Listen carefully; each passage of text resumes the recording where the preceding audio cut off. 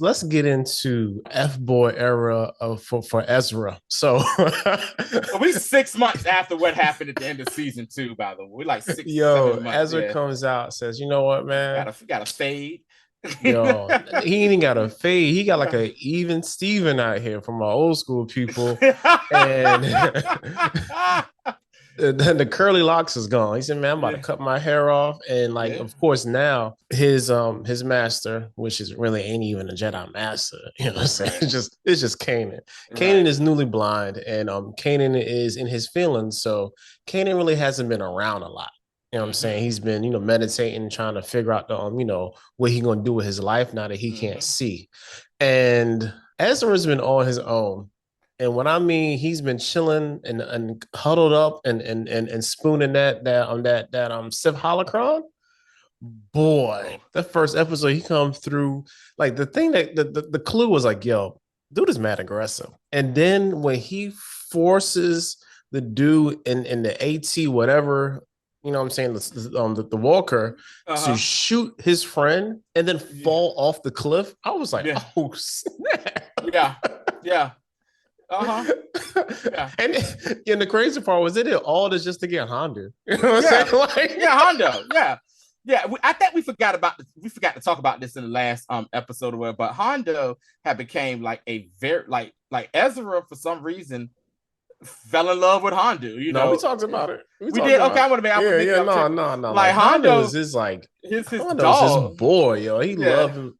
Hondo and Naka, man. Like him and Ezra, boy. You They know they what it's like they like? like the thickest You thieves. you know what it's like when when you a kid and you got that one friend that's a troublemaker and your parents are like, yo, you need to stay away from that kid. I understand that's your friend, but he ain't no good for you or whatever. It's nothing bad. It's bad stuff always happens around. And you like, yo, that's my boy though. Like, mom, dad, that's my boy.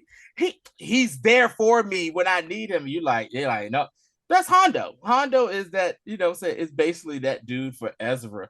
On top of that, too, Ezra has a new lightsaber because Vader destroyed his last one, so he has now a traditional lightsaber. They never really explained where he got the green kyber crystal from, but hey, whatever. He Whatever. I guess has he it. needed to get one, so he Yeah, he got had to one. get one.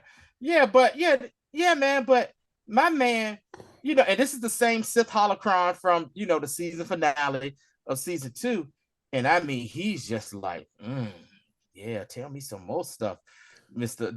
He's trying to like give me everything you got. And Kanan is like, hey, my man, what are you doing here? And he was like, yeah. He was like, this thing's taught me more than what you've ever taught me and stuff like that. And you're just like, and that always made me think of like, when Anakin and Palpatine was at that little like opera type thing. Yeah. Opera type thing. And he was like, he said, do you think I could find how to use this type of power in the Jedi? He was like, and Palpatine said, not by a Jedi. You know what I'm saying? Stuff like that. So and they can't and Ezra's power has grown. It has grown Yo, or your whatever. boy's definitely gotten stronger, Gotten stronger. and the fact that he's like basically communing with the Sith holocron, and the Sith holocron is like talking back to him like they friends out here. Yeah. It's a hilarious, Yeah. He was really like, hey, so how's it going today? He said, and the Sith holocron is like a feminine voice, which Yeah. is funny to me because usually you associate Sith with what? The men, dark side men, Yeah, powerful so men. now Yeah. so that voice is very inviting. You know what I'm saying? His mama Mm-hmm. dead. He ain't got no real Mm-hmm. mama out here. So that whole Mm-hmm. to me, like it Yeah. definitely plays into, which leads us Yeah. into the next episode Mm-hmm. where Kanan takes the Sith hologram and then takes it to Bendu. Because And he started hearing things too, and he kept hearing like, "Yo, what?" The Force was leading him somewhere, and he was like, "Yo, what the hell are we at here?" And then he goes out like in the middle of, what I'm saying, the planet where they have the rebel base at, and he's like, "Hello, are you there?" And next thing you know, you see like this Buffalo Rock looking thing yeah, just come it's just a alive, creature. You know what a I'm saying? creature, and he says his name is the Bendu. He's the Bendu. And he was like, "You a force?" He says, do you represent the light side or the dark side?" He was like, "I'm the balance." He said, like, "I understand both the light and the dark, but he's like, I'm about peace, but I know how to balance. The Bendu is basically what the force perfectly balanced or whatever. And Yeah. so It's yeah. almost like the rebels, like their version of like the Mortis gods. Yes, right, right. And so what happens is, Bendu's talking to Kanan, and Kanan's like, yeah, man, my force abilities, I still got them, but things ain't right like it is, man. I can't see. And he was like, whatever, bro. You don't need your eyes for real. Just use the, say he helped him realize that, the force grants him ability that can make up for the loss of his sight or whatever. That's what he basically told him. And he was like, hey, I'm sensing that, you got an apprentice. Like, what the hell are you doing with him?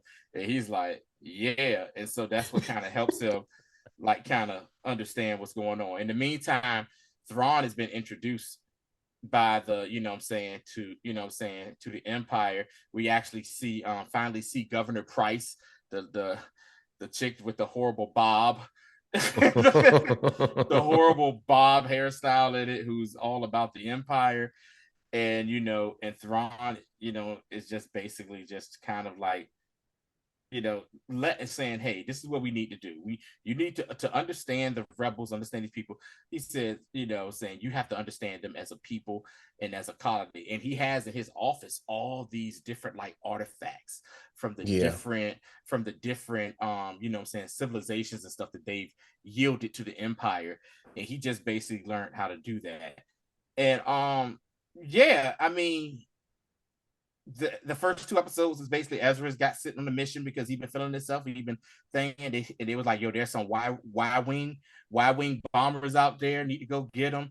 Ezra was trying to, get them, but he also, did some trash kid Jedi type stuff or whatever. Got the team in trouble. Everybody had to get out. Kane had to get them out. They did get some of the bombers, but and they delivered them to General Dundana's unit. But that's where you start to see the dark path that is within Ezra Bridger. If you want to see the rest of the video, check back on the page. Tomorrow, Wednesday, brand new season 4 rewatch. Next week, Ahsoka, episodes 1 and 2.